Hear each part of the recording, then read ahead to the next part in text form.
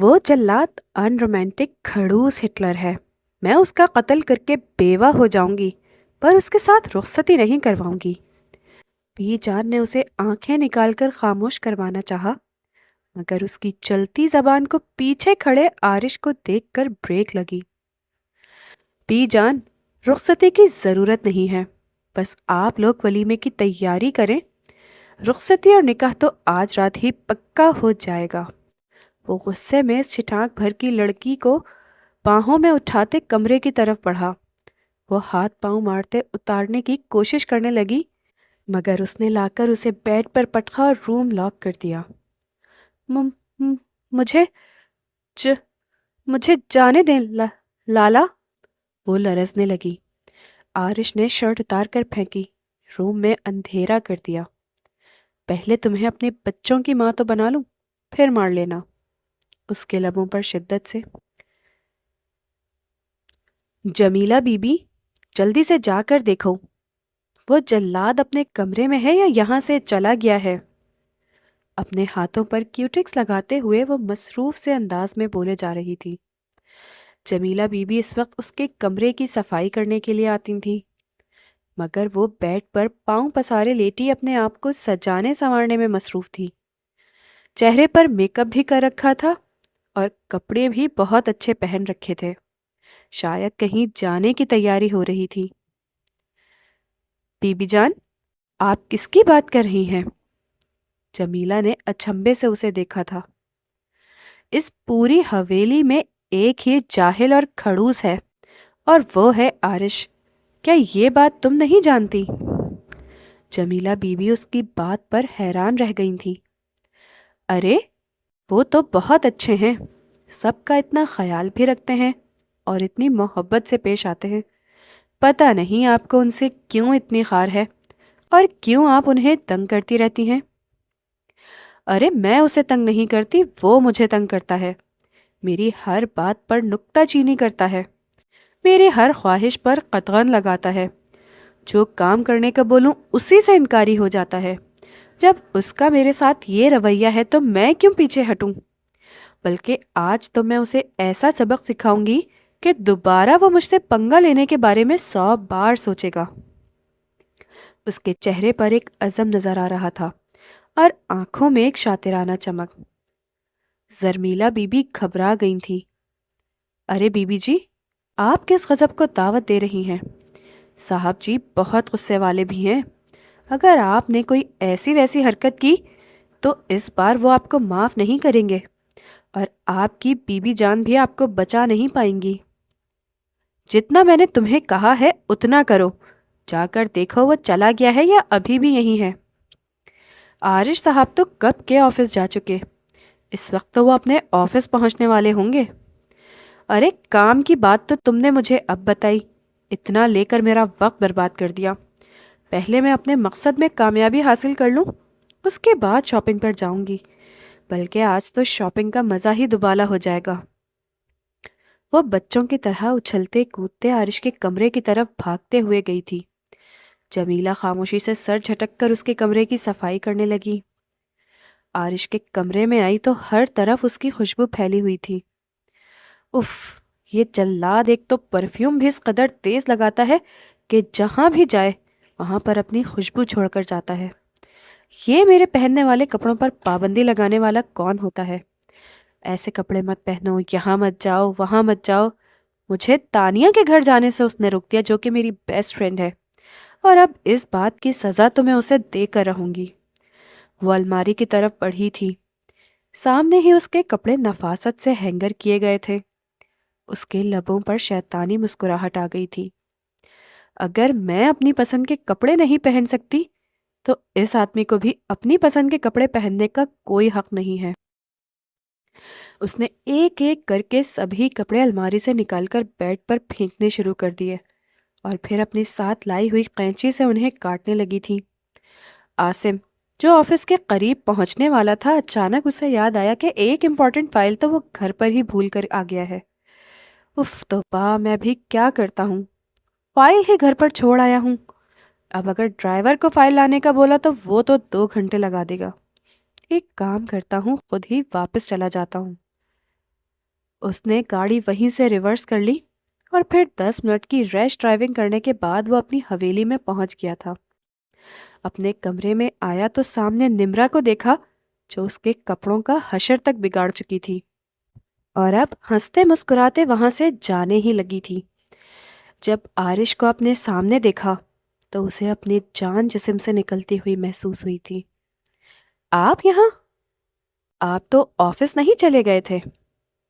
آرش نے تنقیدی نظروں سے اسے دیکھا۔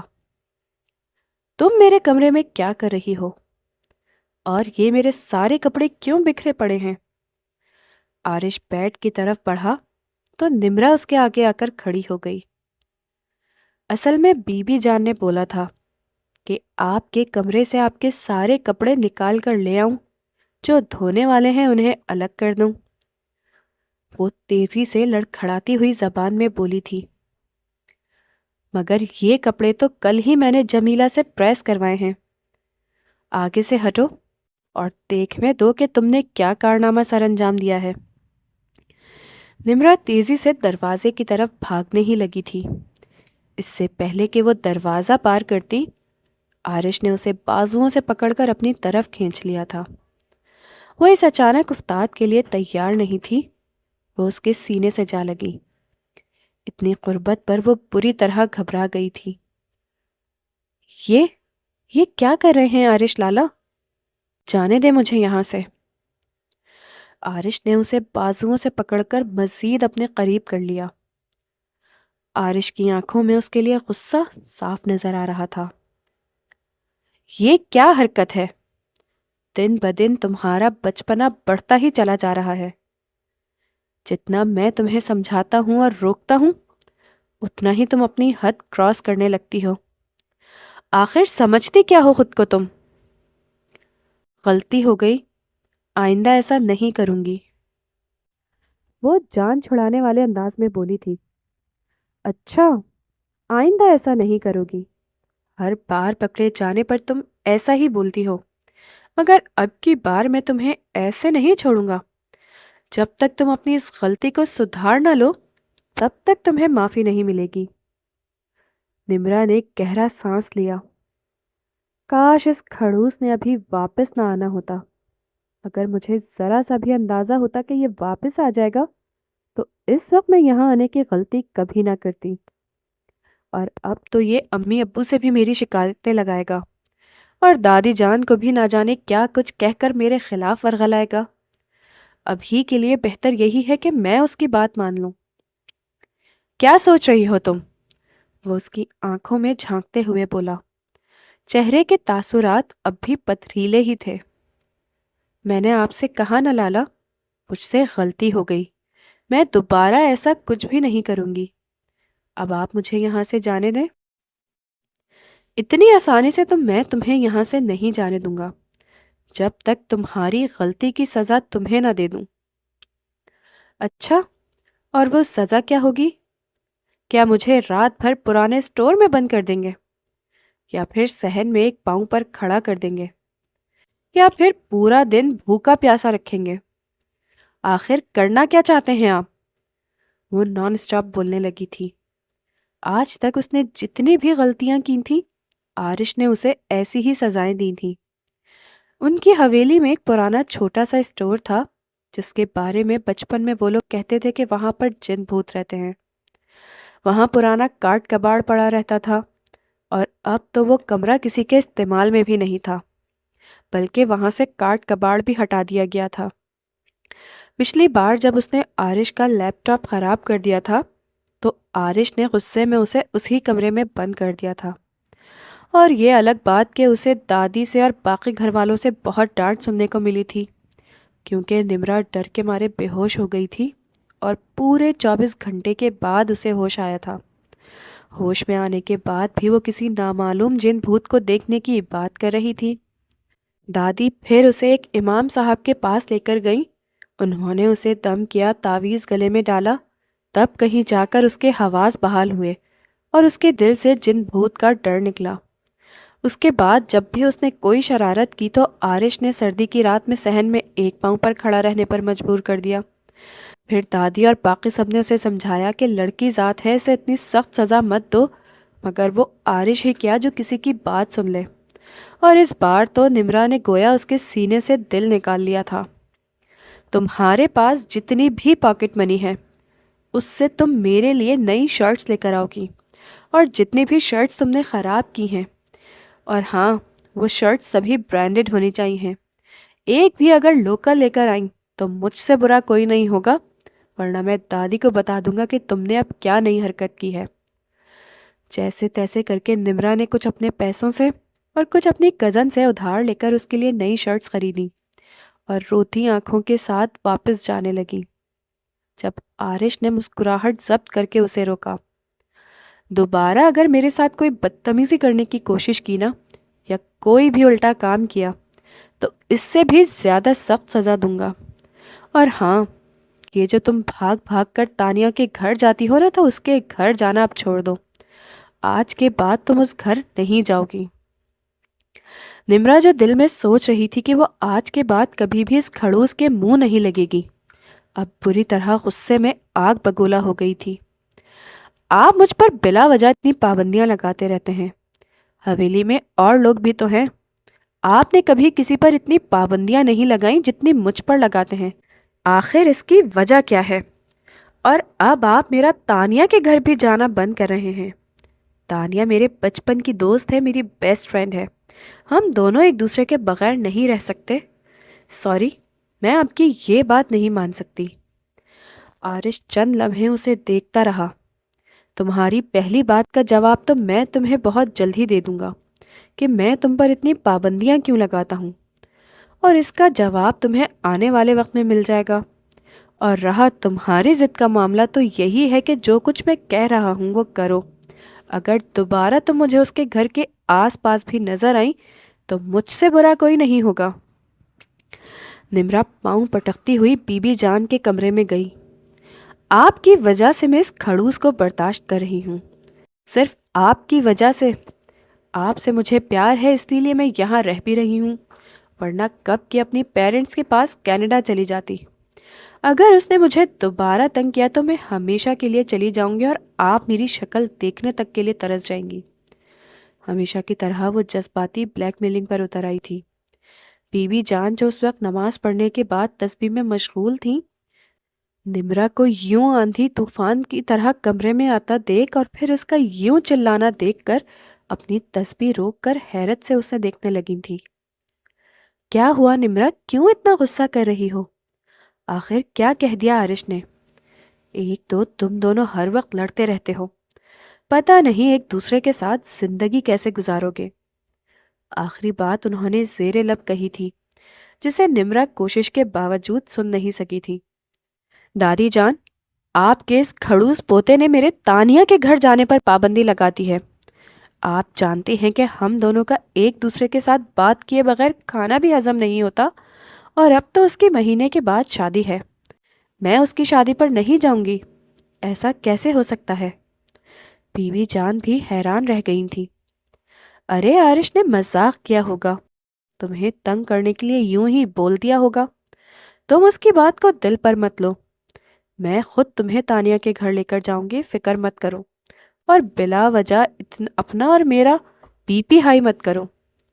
اور ہاں، تم بار بار اپنے ماں باپ کے پاس جانے کی دھمکی مجھے مت دیا کرو، ایسا نہ ہو کہ میں تمہیں ہمیشہ کے لیے یہیں روک لوں اور تمہارے پاس یہاں سے واپس جانے کا کوئی جواز ہی نہ بچے۔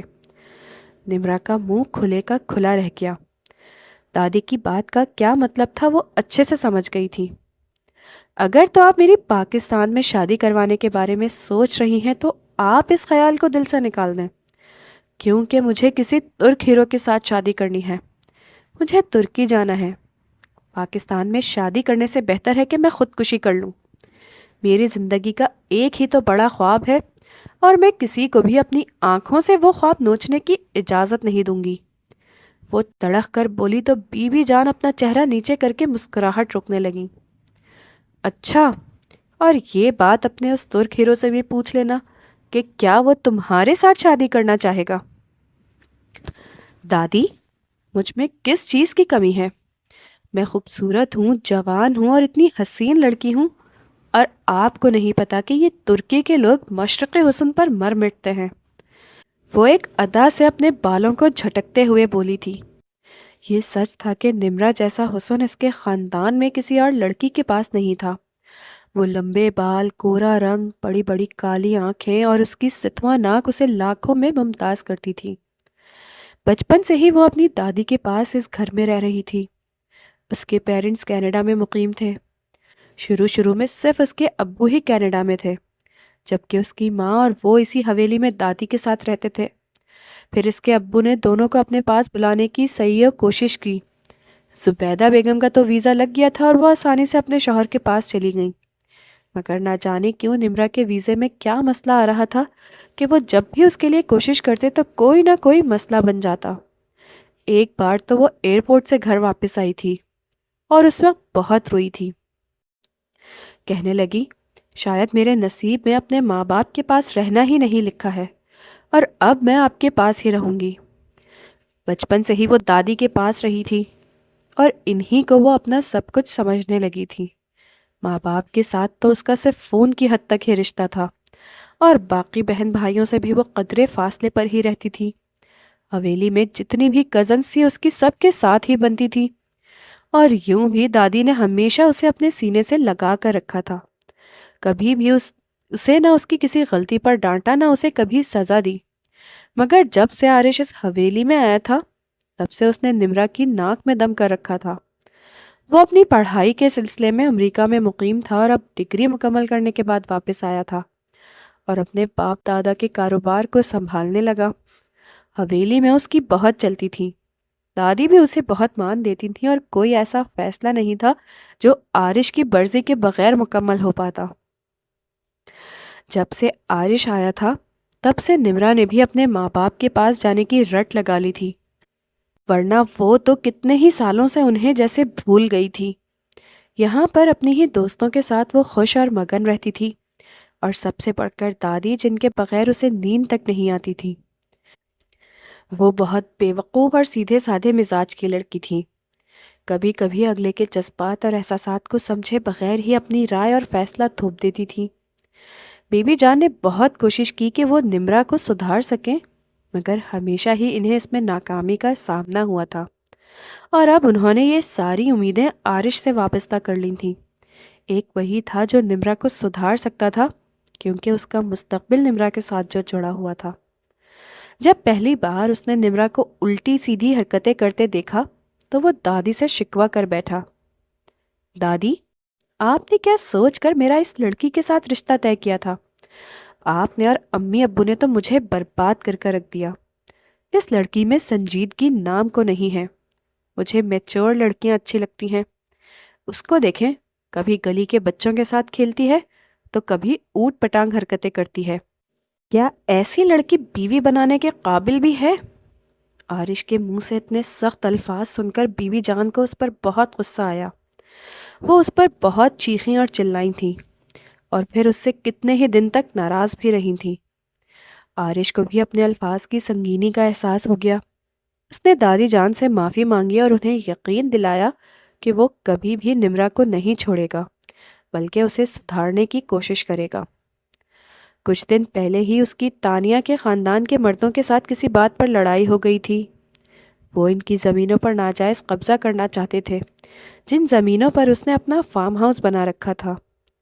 تانیہ کے خاندان والوں کے مطابق وہ زمینیں ان کی تھیں، اور اس طرح سے وہ اس فارم ہاؤس کے بھی مالک تھے۔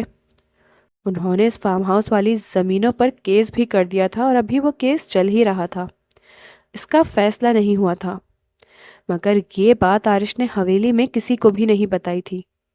ہاں، مگر اس نے نمرا کو اس بات سے روکنا اپنا فرض سمجھا تھا، اور دادی جان کو بھی دو ٹوک انداز میں کہہ دیا تھا کہ اگر وہ تانیہ کے گھر کی طرف جاتے دکھائی دی تو میں اس کے ساتھ سارے رشتے ختم کر دوں گا۔ دادی یہ بات سن کر کانپ سی گئی۔ ایک بار تو تم نے یہ بات کہہ دی ہے، دوبارہ اپنے منہ سے یہ الفاظ مت نکالنا عارش۔ اگر تم نے ایسا کیا تو میں تمہیں اپنا مرا ہوا منہ تک نہیں دیکھنے دوں گی، اور نہ ہی تمہیں کبھی معاف کروں گی۔ تو میری نمرا کی زندگی اس طرح برباد نہیں کر سکتے۔ تو آپ بھی اسے سمجھا لیں، کہ جس کام سے میں روک رہا ہوں وہ اس کام سے رک جائے۔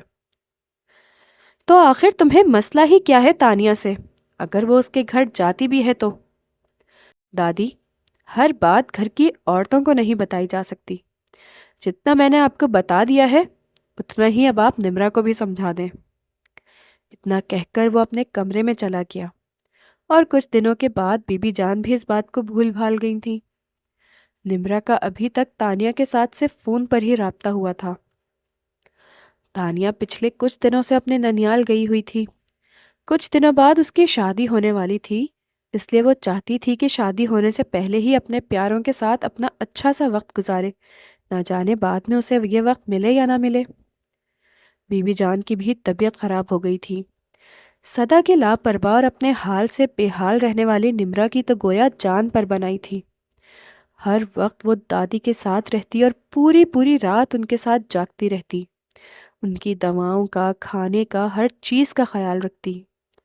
آرش نے جب نمرا کو یوں دادی کی تیمارداری کرتے دیکھا تو وہ بھی مطمئن سا ہو گیا کہ یہ لڑکی اتنی بھی بے وقوف نہیں ہے جتنا کہ نظر آتی ہے۔ اسے احساس بھی ہے اور وہ دوسروں سے محبت کرنے والی بھی ہے۔ اسے سدھارنا اتنا مشکل نہیں ہوگا، جلد ہی میں اسے اپنے رنگ میں رنگ لوں گا۔ نمرا کے حالات سے بے خبر وہ اپنے مستقبل کے خواب بننے میں مصروف تھا۔ اسی دن نمرا کو تانیہ کی کال آئی۔ نمرا، تم میرے گھر آ جاؤ، میں چاہتی ہوں کہ ہم بہت ساری باتیں کریں، بلکہ پوری رات ہم دونوں باتیں کریں گے اور ایک ساتھ وقت گزاریں گے۔ 2 دن کے بعد میری شادی ہے، نہ جانے ہمیں یہ وقت دوبارہ نصیب ہو یا نہ ہو۔ تانیہ کی بات پر نمرا بھی پرجوش ہو گئی۔ ہاں یار، یہی تو میں بھی سوچ رہی تھی۔ مسئلہ یہ ہے کہ اس کھڑوس نے میری تمہارے گھر آنے پر پابندی لگا دی ہے۔ تانیہ کو شدید حیرت کا احساس ہوا۔ مگر کیوں؟ آخر تمہارے کزن کو مجھ سے مسئلہ کیا ہے؟ میں نے کیا بگاڑا ہے اس کا؟ یہ تو میں نہیں جانتی، بس اس نے اتنا کہا کہ میں آج کے بعد تمہارے گھر کی طرف نہ جاؤں۔ ارے تو کیا تم نہیں آؤ گی؟ پتہ ہے ہماری دوستی ٹوٹ جائے گی۔ تم مجھے بھول جاؤ گی کیا؟ ارے نہیں یار، میں تمہیں کیسے بھول سکتی ہوں؟ بلکہ میں تو آج ہی تمہاری طرف آتی ہوں، بس دادی سے بات کر لوں اور انہیں بتا دوں۔ کسی سے بھی بات کرنے کی کوئی ضرورت نہیں ہے۔ اگر تم دادی کو بتاؤ گی تو وہ آرش کو بتا دیں گی، اور پھر تم خود بتا چکی ہو کہ وہ تمہارے میرے گھر آنے پر پابندی لگا چکا ہے۔ ایسا کرو، تم چپکے سے آ جاؤ، ہمارا گھر تو تمہارے گھر سے تھوڑے ہی فاصلے پر ہے، کسی کو کچھ پتا بھی نہیں چلے گا۔ اور صبح سویرے جب گھر والے دیکھیں گے کہ میں گھر میں موجود نہیں ہوں تب کیا ہوگا؟ ارے یار، تم بھی کیسی پاگلوں جیسی باتیں کرتی ہو۔ صبح ہوتے ہی اپنے گھر چلی جانا، ناشتہ سب کے ساتھ کرنا۔ ویسے بھی میں بہت اچھے سے جانتی ہوں کہ تمہاری صبح 12 بجے سے پہلے نہیں ہوتی، اور تم اپنے کمرے کا دروازہ اندر سے لاک کر کے کھڑکی کے راستے سے باہر آ جانا۔ سب یہی سمجھیں گے کہ تم سو رہی ہو۔ اپنی ملازمہ کو چند پیسے دے دینا تو تمہارا کام اور آرام سے ہو جائے گا۔ تانیہ نے اسے پورا پلان سمجھا دیا تھا۔ نمرا خوشی سے جھوم اٹھی۔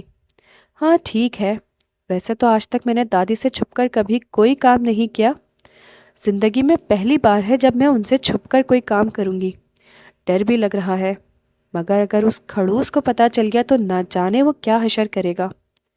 ارے یار، کچھ نہیں ہوتا، کسی کو کچھ بھی نہیں پتہ چلتا، بس جیسے جیسے میں کہہ رہی ہوں ویسا ہی کرنا اور کسی کو شک بھی نہیں ہوگا۔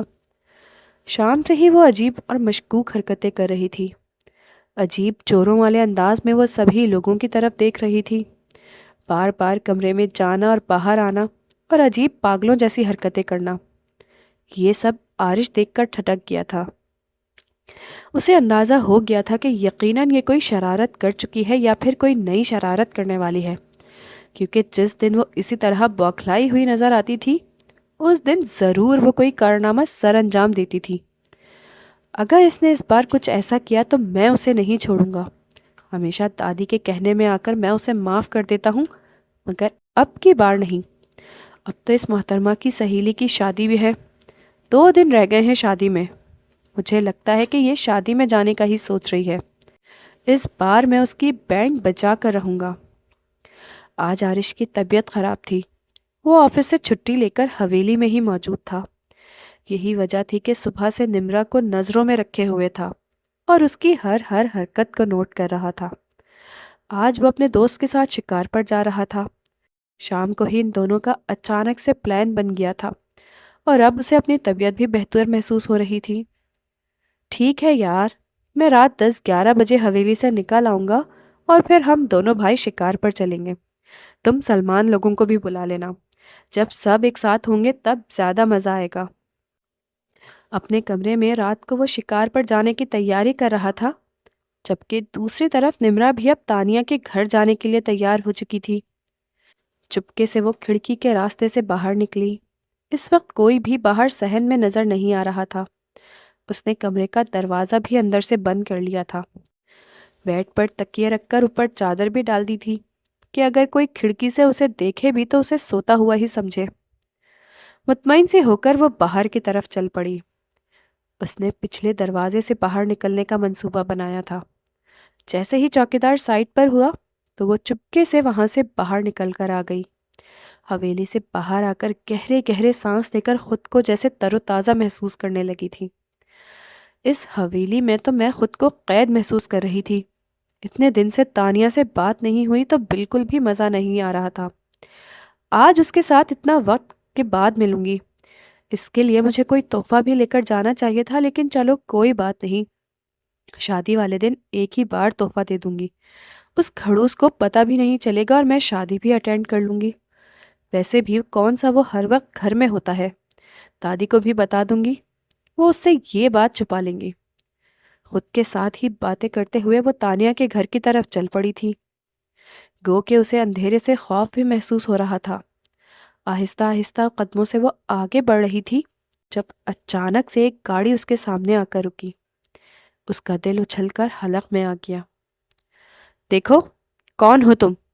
اگر کوئی تم چور یا ڈاکو ہو اور مجھے اغوا کرنے کی کوشش کر رہے ہو تو یہ تمہاری بھول ہے۔ میں تمہارے قابو میں آنے والی لڑکی نہیں ہوں۔ میں بہت بڑی حویلی کی مالکن ہوں، میری حویلی قریب ہی ہے، میں ابھی چوکیدار کو بلاتی ہوں۔ جیسے ہی وہ واپس بھاگنے کے لیے مڑی تو اچانک سے گاڑی کا دروازہ کھلا اور آرش نے پکڑ کر اپنی طرف کھینچ لیا۔ وہ تو اس وقت اپنے دوستوں کے ساتھ شکار کھیلنے کے لیے نکلا تھا۔ وہ کیا جان رہا تھا کہ حویلی سے نکلتے ہی چند قدموں کے فاصلے پر اسے نمرا مل جائے گی۔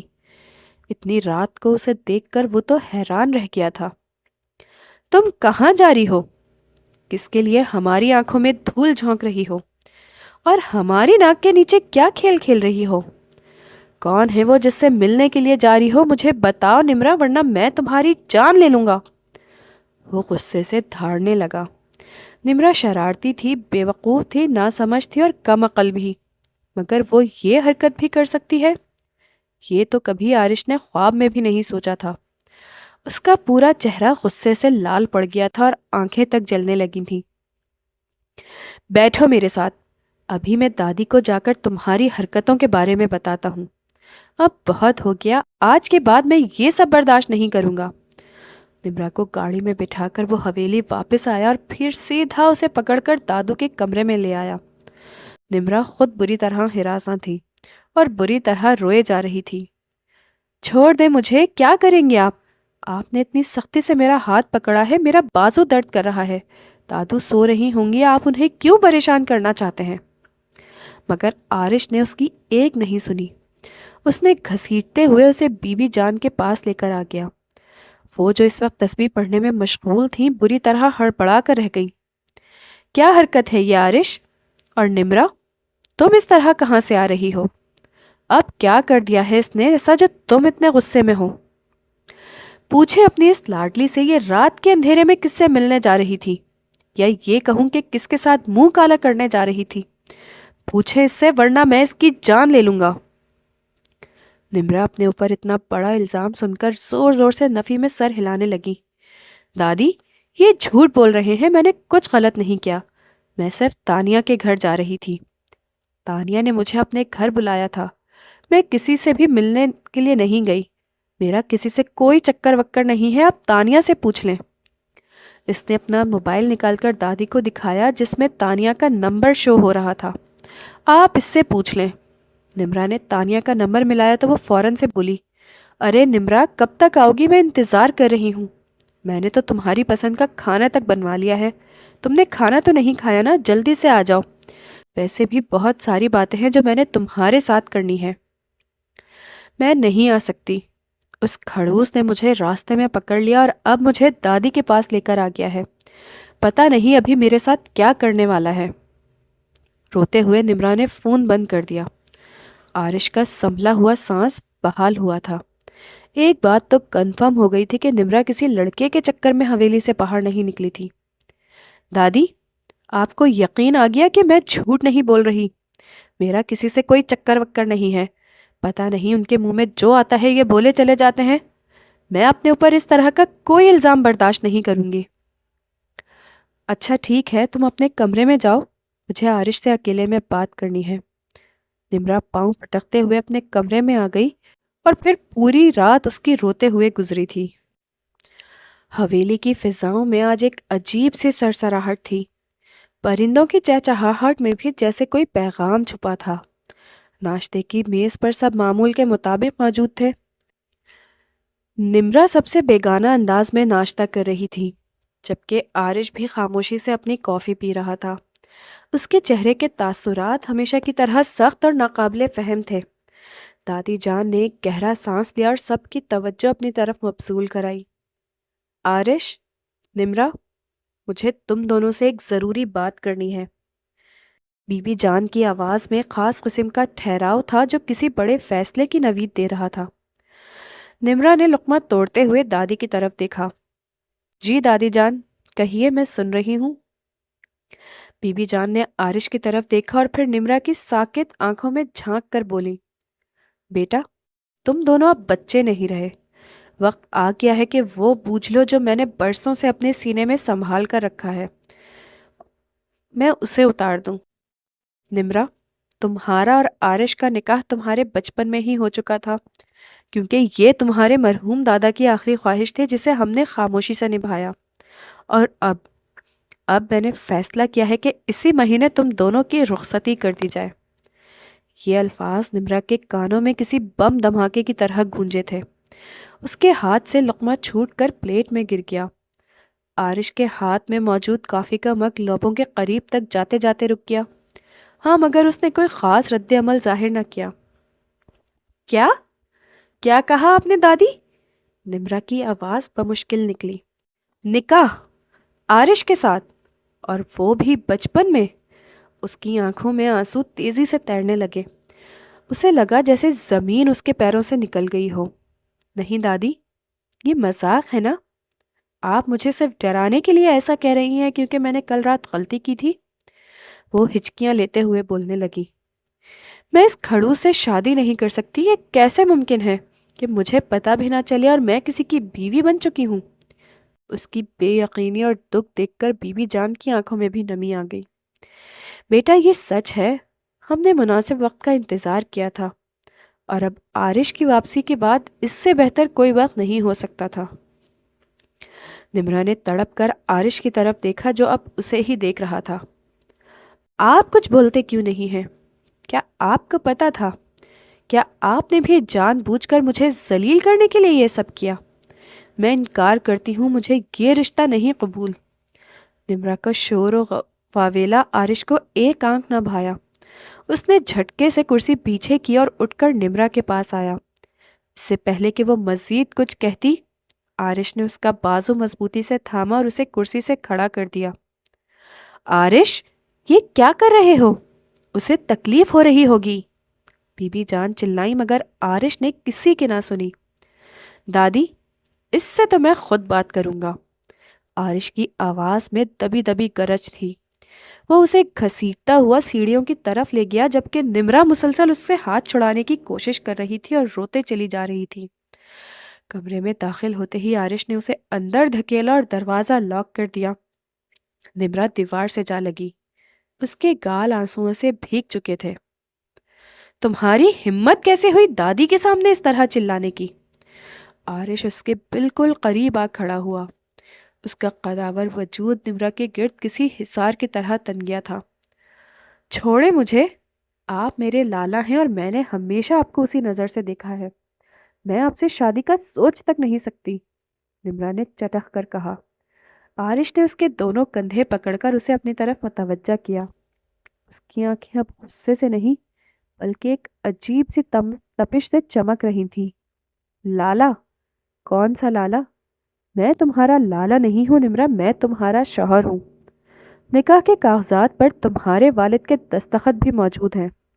मैंने खामोशी से इस रिश्ते को निभाया है, तुम्हारी हर बदतमीजी और शरारत को सिर्फ इसीलिए बर्दाश्त किया क्योंकि मैं जानता था कि तुम मेरी अमानत हो। निम्रा की सिसकियां रुक गई। वो हैरत से उसे देखने लगी। आपको पता था? हाँ, मुझे पता था। आरिश ने लहजा धीमा कर लिया। उसकी आवाज़ में अब एक रेशमी लम्स था। हमारे ख़ानदान में रिश्तों को तोड़ा नहीं करते बल्कि उन्हें निभाया जाता है। और तुम्हें क्या लगता है मैं तुम्हें किसी और के लिए छोड़ दूंगा? वो उसके इतना करीब हुआ कि निम्रा को उसके परफ्यूम की वही तेज़ और सहर अंगेज खुशबू अपने हवासों पर हावी होती हुई महसूस हुई। आरिश ने अपना हाथ बढ़ाकर निम्रा के गाल से आंसू पोंछे। उसके लम्स में एक अजीब सी हरारत थी जिसने निम्रा के पूरे जिस्म में एक झुरझुरी सी पैदा कर दी। मैं तुम पर पाबंदियां इसलिए नहीं लगाता था कि मुझे तुमसे नफरत है, बल्कि इसलिए कि तुम सिर्फ मेरी हो और मैं नहीं चाहता कि कोई और तुम्हें उस नज़र से देखे जिस नज़र से देखने का हक सिर्फ मेरा है। आरिश की आवाज़ अब निम्रा के कान के पास किसी सरगोशी की तरह महसूस हो रही थी। निम्रा का दिल इतनी जोर जोर से धड़क रहा था कि उसे लगा आरिश भी उसे सुन रहा होगा। उसने नजरें झुका ली मगर आरिश ने उसकी थोड़ी पकड़कर चेहरा ऊपर उठाया। अब रोना बंद करो। इस महीने तुम इस घर की हकीकी मालकन बनकर आओगी, मेरी बीवी बनकर। दिन पर लगाकर उड़ने लगे। हवेली में शादी की तैयारियां उरूज पर थीं। निम्रा का एहतजाज आहिस्ता आहिस्ता खामोश हो चुका था। शायद आरिश के उस दिन वाले रवैये ने उसके दिल में कहीं ना कोई दस्तक दे दी थी। जहां वो उसे पहले खड़ूस लगा करता था, अब वहां उसे आरिश की शख्सियत में एक मर्दाना वजाहत और तहफ़्फ़ुज़ का एहसास नजर आने लगा था। बिला आखिर रुखसती की रात आ ही गई। हवेली रोशनियों से नहाई हुई थी। निम्रा सुर्ख रंग के भारी उरूसी जोड़े में किसी शहजादी से कम नहीं लग रही थी। उसकी बड़ी बड़ी आंखों में काजल और पलकों पर लरसते आंसू उसके हुस्न को दो अच्छा कर रहे थे। जब रुखसती के बाद वो आरिश के कमरे में अकेली बैठी थी तो उसे अपने बचपन और वो तमाम लड़ाइयाँ याद आ रही थीं। दरवाज़ा खुलने की आवाज़ पर चौंक गई। आरिश अंदर दाखिल हुआ और दरवाज़ा बंद कर दिया। वो धीरे धीरे चलता हुआ बेड के करीब आया। निम्रा ने घूंघट के पीछे से उसे देखा। आरिश ने शेरवानी उतार कर सोफे पर डाल दी थी और अब वो सिर्फ सफ़ेद कमीज में बेहद पुरकशिश लग रहा था। वो बेड पर उसके बिल्कुल बराबर आकर बैठ गया। निम्रा ने अपनी उंगलियां जोड़ ली। वो बुरी तरह कांप रही थी। अभी भी डर लग रहा है? आरिश की धीमी आवाज गूंजी। निम्रा ने सर नफी में हिलाया मगर कुछ बोल ना सकी। आरिश ने अपना हाथ उसके हाथों पर रख दिया। उसका लम्स इतना सुकून ज़दा था कि निम्रा की बेचैनी एकदम से ख़त्म हो गई। आरिश ने नरमी से उसका घूंघट उलट दिया। चांद जैसी चमकती हुई निम्रा को देखकर आरिश चंद लम्हों के लिए मबहूत रह गया। तुम बहुत खूबसूरत लग रही हो निम्रा, इतनी कि मेरा दिल चाहता है कि तुम्हें दुनिया की नज़रों से छुपा लूं। निम्रा के गाल शर्म से दहक उठे। आप हमेशा मुझे डराते क्यों रहते हैं? उसने दबी आवाज में शिकवा किया। आरिश मुस्कुरा दिया, एक ऐसी मुस्कुराहट जो निम्रा ने पहले कभी नहीं देखी थी। क्योंकि तुम हो ही इतनी जिद्दी, तुम्हें सीधा रखने के लिए थोड़ा सख्त बनना पड़ता था। लेकिन अब तुम्हें डरने की जरूरत नहीं।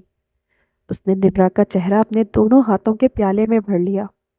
आज से तुम सिर्फ मेरी हो निम्रा, मेरी शरीके हयात, मेरी जिंदगी, मेरी कायनात। आरिश ने झुककर उसकी पेशानी पर प्यार भरा लम्स सिबत किया। निम्रा ने अपनी आंखें मूंद ली। उसे एहसास हुआ कि इस खड़ूस इंसान के सीने में एक ऐसा दिल धड़क रहा है जो सिर्फ उसके लिए वक्फ है। कमरे में फैली परफ्यूम की खुशबू और आरिश की कुर्बत ने फिजा को सहर अंगेज बना दिया था। निम्रा ने अपना सर उसके कंधे पर रख दिया। جہاں اس کی اپنی زندگی کی تمام تر خوشیاں اور سکون اسے مل رہا تھا۔ یہ ایک نئے سفر کا آغاز تھا، ایک ایسی محبت کا جو بچپن کے نکاح سے بندھی تھی اور اب جوانی کی دہلیز پر پروان چڑھ رہی تھی۔ عارش نے اس کا ہاتھ تھام کر اس کی ہتھیلی پر بوسہ دیا اور دھیمے سے بولا، ابھی تو شرارتوں کی سزا بھی باقی ہے بیگم، لیکن اب سزائیں کچھ الگ اور انوکھی ہوں گی۔ نمرا شرما کر ہنس دی اور اس کی ہنسی نے پورے کمرے کو ایک نئی زندگی بخش دی۔ محبت کی اس رت میں اب کوئی پابندی نہیں تھی، صرف ایک دوسرے کا ساتھ اور لامتناہی چاہت تھی۔ شادی کے بعد کی زندگی نمرا کے لیے خوابوں کی طرح تھی۔ عارش کا بدلا ہوا انداز، وہ محبت بھرے لمز اور وہ نگہبانی، نمرا کو اب حویلی کی دیواریں قید نہیں بلکہ تحفظ کا قلعہ لگتی تھیں۔ عارش نے اس قدر اسے محبت دی تھی کہ وہ اپنی پرانی شرارتیں اور ضدی پن بھول کر ایک سلجھی ہوئی لڑکی بننے کی کوشش کر رہی تھی۔ مگر ایک شام جب سورج افق میں ڈوب رہا تھا اور نمرا کمرے میں عارش کے آنے کا انتظار کر رہی تھی، اس کے فون کی اسکرین پر تانیہ کا نام چپکا۔ نمرا کے دل میں ایک کسک سی اٹھی۔ وہ تانیہ کی شادی میں نہیں جا سکی تھی، جس کا اسے دکھ بھی تھا، مگر عارش کے ناراضگی کا خوف اس سے کہیں زیادہ تھا۔ اس نے ہچکچاتے ہوئے کال اٹھائی۔ ہیلو نمرا، کیسی ہو تم؟ اتنے دن ہو گئے، نہ کوئی فون نہ کوئی خیر خبر۔ تانیہ کی آواز میں وہی پرانی اپنائیت تھی، مگر اس بار اس میں کچھ اصرار بھی تھا۔ میں ٹھیک ہوں تانیہ، بس شادی کی مصروفیات اور دادی کی طبیعت۔ تم سناؤ، تمہاری شادی کیسی رہی؟ نمرا نے دھیمے لہجے میں پوچھا۔ شادی بہت اچھی رہی، مگر تم نہیں آئیں تو کمی محسوس ہوئی۔ سنو نمرا، میں ابھی اپنے میکے آئی ہوں، اور صرف آج رات کے لیے۔ تم پلیز چپکے سے آ جاؤ نا، جیسے پہلے آنے کی کوشش کی تھی۔ دیکھو، ہمیں بہت ساری باتیں کرنی ہیں اور اس بار کوئی نہیں پکڑے گا، میں نے سب انتظام کر رکھا ہے۔ تانیہ نے وہی پرانا پلان دہرایا۔ نمرا کے ذہن میں فوراً ہی وہ رات گھوم گئی جب عارش نے اسے راستے میں پکڑا تھا اور دادی کے سامنے اس پر کتنا بڑا الزام لگایا تھا۔ اس نے ایک گہرا سانس لیا اور مضبوطی سے جواب دیا، نہیں تانیہ، اب میں وہ نمرا نہیں رہی، اب میری ایک پہچان ہے۔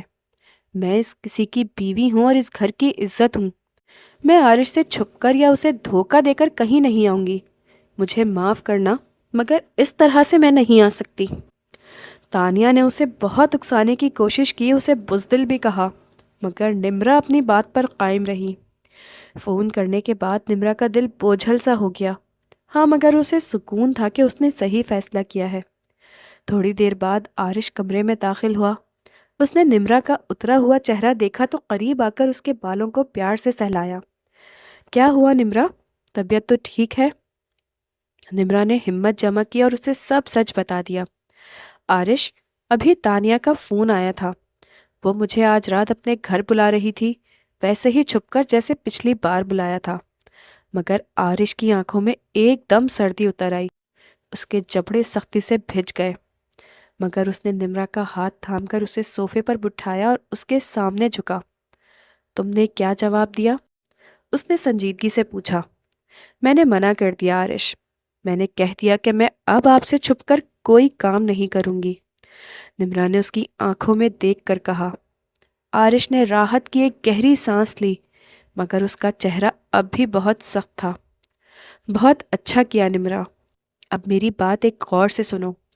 آج کے بعد تم تانیہ سے کوئی رابطہ نہیں رکھو گی، ابھی اسی وقت اس کا نمبر بلاک کر دو۔ نمرا ٹھٹک گئی، مگر کیوں عارش؟ وہ میری بچپن کی دوست ہے، مانا کہ اس کے باتیں بچپنے والی ہوتی ہیں، مگر نمبر بلاک کرنا یہ کچھ زیادہ نہیں؟ آخر وجہ کیا ہے؟ عارش چند لمحے خاموش رہا، پھر اس نے نمرا کی آنکھوں میں دیکھتے ہوئے کہا، وقت آنے پر وجہ بھی پتہ چل جائے گی، بس اتنا جان لو کہ وہ لوگ ہمارے دوست نہیں بلکہ وہ لوگ ہماری جڑیں کاٹنا چاہتے ہیں۔ عارش، مجھے بتائیں تو صحیح، تانیہ نے ایسا کیا کیا ہے؟ نمرا نے اصرار کیا۔ عارش کا غصہ بھی اب ضبط سے باہر ہو رہا تھا۔ نمرا، تم جانتی ہو جس رات تم گھر سے نکلی تھی اس رات کیا ہوا تھا؟